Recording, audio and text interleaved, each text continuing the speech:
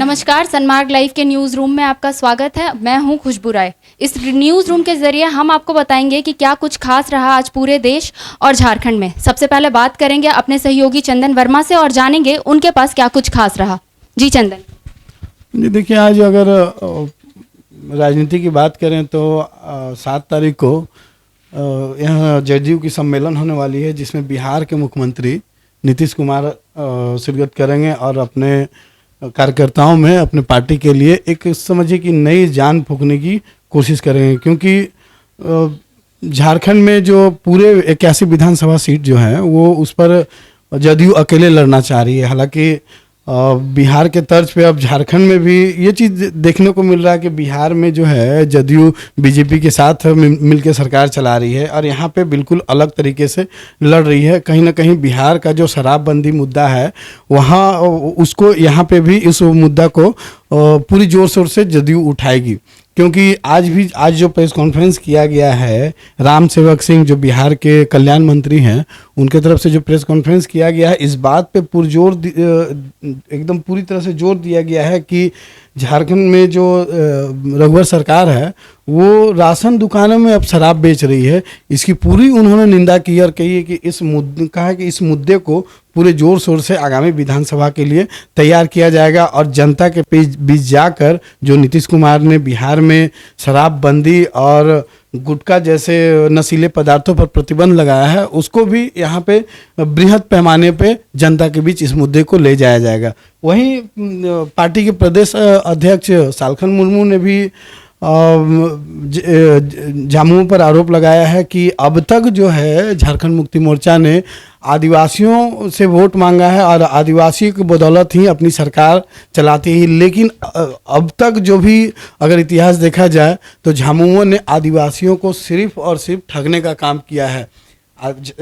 सालखन मुर्मू एक खुद आदिवासी हैं और वो पूर्व सांसद भी रह चुके हैं, इसलिए वो चीज़ों को अच्छी तरह से समझ रहे हैं, जेडीयू की तरफ से अपनी बात रख रहे हैं और कहीं ना कहीं आने वाले विधानसभा में बीजेपी को और झामुमो को झारखंड में पूरी चुनौती देने की तैयारी कर रहे हैं। लेकिन हकीकत जो ज़मीनी हकीकत बिल्कुल ये है कि जिस तरीके से वो दावा कर रहे हैं 81 विधानसभा सीटों पर लड़ने का, ज़मीनी हकीकत कुछ और कह रही है। क्योंकि सिंबल जो है जेडीयू का सिंबल जो है झारखंड में भी एक तरह से कहिए कि फ्रीज कर चुका है, फ्रीज कर लिया गया है उसे।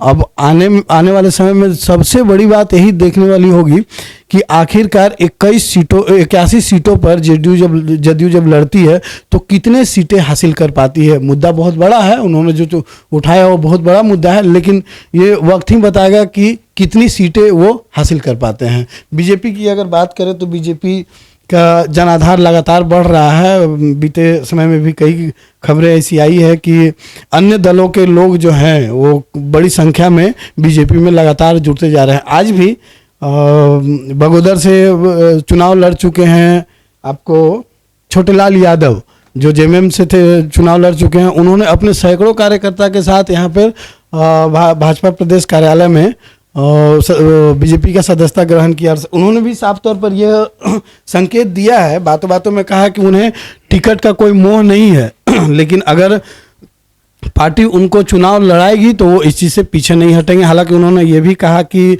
आम कार्यकर्ताओं की तरह पार्टी के जनाधार को मजबूत करने के लिए जो भी कार्य पार्टी की तरफ से उन्हें सौंपे जाएंगे उन्हें बूथ स्तर से लेकर पंचायत स्तर तक वो पार्टी को मजबूत करने का काम करेंगे।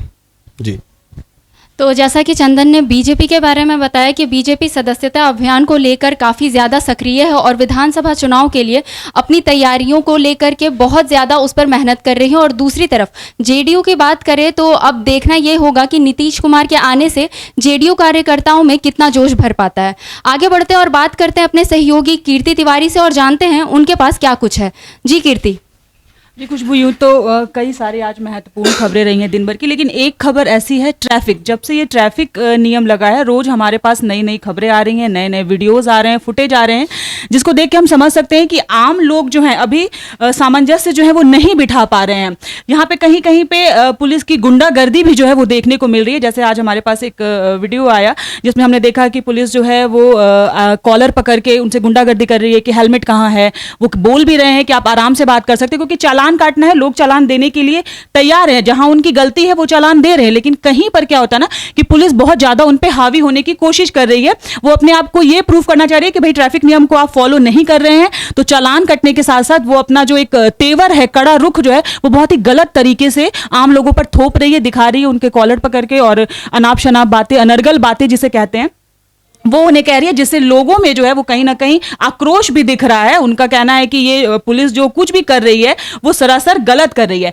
कई बार ऐसा होता है कि जो लोग गलत हैं वो इसे स्वीकार भी कर रहे हैं, जिन्होंने हेलमेट नहीं पहना है, जिनके पास लाइसेंस नहीं है, जैसे सरजना चौक हुआ, सहजानंद चौक हुआ, बहुत जगहों पर जो उनका चालान कट रहा है वो कहीं ना कहीं ठीक भी है कि भाई अगर आपके पास हेलमेट नहीं है, आप ट्रिपल लोडिंग पे राइड कर रहे हैं, या लाइसेंस नहीं है आपके पास, आप कम उम्र के हैं और आपके पास लाइसेंस नहीं है, आप स्कूटी चला रहे हैं, बाइक चला रहे हैं, तो उनका चालान कटना वाजिब है। लेकिन लोगों को शिकायत भी है पुलिस से कि भाई आप जेन्युइन तरीके से बात कीजिए, जेन्युइन तरीके से चालान काटिए, ना कि आप गुंडागर्दी पर उतर आइए।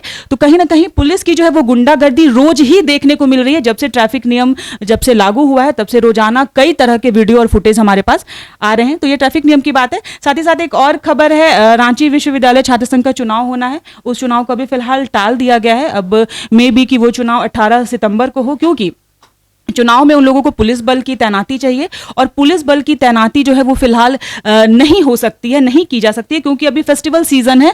दुर्गा पूजा के बाद जिला प्रशासन ने रांची विश्वविद्यालय को एक पत्र लिखा है और कहा है कि हम जो है दुर्गा पूजा के बाद आप चुनाव कराएं, तब हम आपको प्रोवाइड करेंगे पुलिस बल।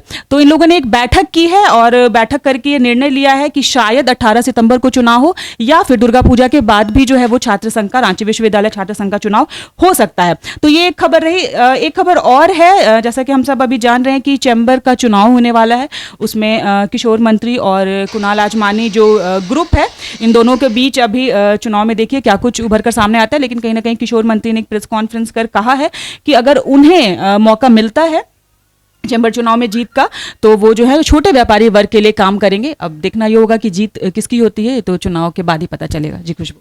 जी, तो जैसा आपको कीर्ति ने बताया कि यातायात विभाग के द्वारा जो यहाँ पर दुर्घटनाओं को रोकने के लिए जो नियम लागू किए गए हैं और ट्रैफिक रूल्स को इतने ध्यान से देखा जा रहा है, ट्रैफिक पुलिस का गुंडागर्दी करना कहाँ तक सही है ये आप खुद सोचिए। आगे बढ़ते हैं और बात करते हैं अपने वरिष्ठ संपादक संजय समर से और जानते हैं उनके पास आज क्या कुछ खास रहा। सबसे बड़ी बात यह है, आज देश के लिए खुशी की बात है कि चंद्रयान 2 स्थिर हो जाएगा, चांद के करीब पहुंच जाएगा, चांद पर उतर जाएगा, जिसका सीधे सीधे रिश्ता हो जाएगा हम लोगों के साथ, और भारत विश्व में के मानचित्र पर अब स्थापित हो जाएगा। इस घटना को देखने के लिए प्रधानमंत्री नरेंद्र भाई मोदी ने अपील भी की है कि सब लोग इस घटना को देखें कि चंद्रयान 2 किस तरह से वो शिफ्ट हो रहा है।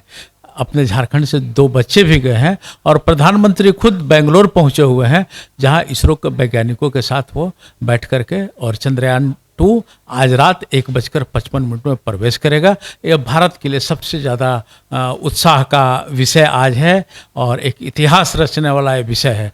दूसरी तरफ इस चंद्रयान को लेकर के पश्चिम बंगाल के मुख्यमंत्री ममता बनर्जी ने कड़ी प्रतिक्रिया दी है और उन्होंने कहा है कि चंद्रयान के बहाने प्रधानमंत्री नरेंद्र भाई मोदी आर्थिक मंदी को तोपना चाहते हैं, झेपना चाहते हैं। देश आर्थिक मंदी की ओर जा रहा है और चंद्रयान 2 ऐसा नहीं कि नया स्थापित हो रहा है। इसका सारा का सारा श्रेय जाना चाहिए अपने वैज्ञानिकों को जिन्होंने काम किया है। इसमें सारा श्रेय इसरो को जाना चाहिए जिन लोगों ने इतनी बड़ी उपलब्धि हासिल की है। लेकिन इसको एक राजनीति के तहत जोड़ रहे हैं प्रधानमंत्री नरेंद्र भाई मोदी कि ये हमारी उपलब्धि है और इसको हमने किया है। दूसरी तरफ हम देखें तो एक कड़ी प्रतिक्रिया दी है मध्य प्रदेश के मुख्यमंत्री दिग्विजय सिंह ने। उन्होंने जो मॉडल देश में लागू हुआ है वो गुजरात मॉडल के नाम से जो मॉडल लागू करने का प्रयास किया गया है ये बेकार है और इससे भला होने का नहीं है, इससे देश को, राज्य को नुकसान होने का है। तीसरी अगर हम राज्य की बातचीत करें तो राज्य की स्थिति यह है कि चुनाव के माहौल में धीरे धीरे कर करके तमाम राजनीतिक पार्टियां चली जा रही हैं। आज झारखंड मुक्ति मोर्चा ने गिरिडीह में आधी आबादी को लुभाने के लिए एक महिला सम्मेलन किया। महिला सम्मेलन में उन्होंने महिलाओं को सुरक्षा देने की बात की, पढ़ाने की बात की। उन्होंने यह भी कहा कि हमारी आबादी, आधी आबादी पढ़ी लिखी होगी तभी झामुमो आगे कोई काम कर पाएगा और ये झारखंड देश के मानचित्र पर स्थापित हो जाएगा। हालांकि एक कटाक्ष भी उन्होंने बीते कल किया था, जिसको आज हेमंत सोरेन ने दोहराया भी है। उन्होंने अपील की है कि तमाम लोग अपने जो पैसे हैं वो जैसे पहले ज़मीन में गाड़ के रखे जाते थे उसी तरह से ज़मीन में गाड़ करके रखे जाए, चूँकि देश आर्थिक मंदी की ओर चला गया है और केंद्र की मोदी सरकार और राज्य की रघुवर सरकार पर उन्होंने चुटकी ली है और कहा कि गरीब के वो पैसे कहाँ जाएंगे, कैसे जाएंगे, क्या होंगे, कोई इनके पास न अनुभव है न कोई ब्लूप्रिंट है। इसी से तमाम लोग रुपए अपने अपने पास रखें। तो यही है आज की 3 प्रमुख खबरें जो मेरे नज़र में दिखाई दे रही हैं। जैसा कि आपको हमारे वरिष्ठ संपादक ने बताया कि आरोप प्रत्यारोप का दौर तो हमेशा से जारी रहा है सभी पार्टियों के बीच, आज कुछ नया नहीं है। हर कोई जो है हर पार्टी अपने आप में बोलती है ये चीज़ कि वो जो है आम जनता की मदद करना चाहती है, आम जनता के हित में काम करना चाहती है।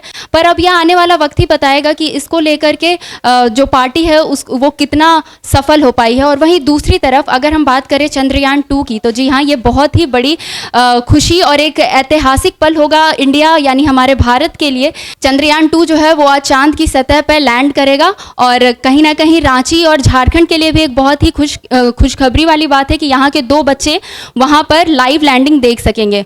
तो ये थी दिन भर की तमाम बड़ी खबरें, और दिन भर की तमाम बड़ी खबरों से अपडेट रहने के लिए सनमार्ग लाइव को सब्सक्राइब करना ना भूलें। नमस्कार।